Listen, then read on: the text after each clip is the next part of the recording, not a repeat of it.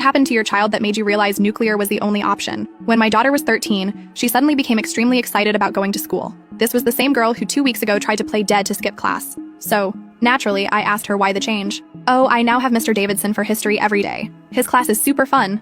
I smiled, glad she was finally not hating school. I didn't think much about it again until a week later, when Emma started setting her alarm 30 minutes earlier, just to pick out the perfect cutscene outfit. It's not like Emma never cared about her appearance, but she was always fine with just throwing the first clean thing on.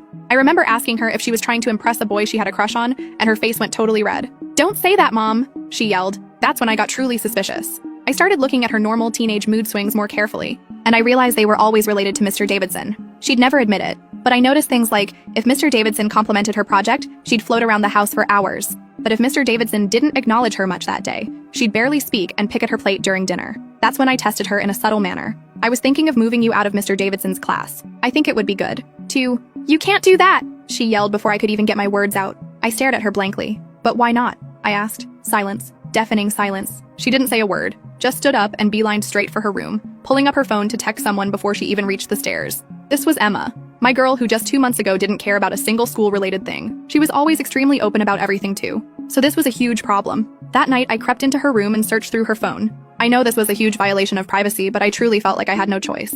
I had a gut feeling she was in danger. I combed through every messaging app I could find, looking for anything at all related to Mr. Davidson. And that's when I found it.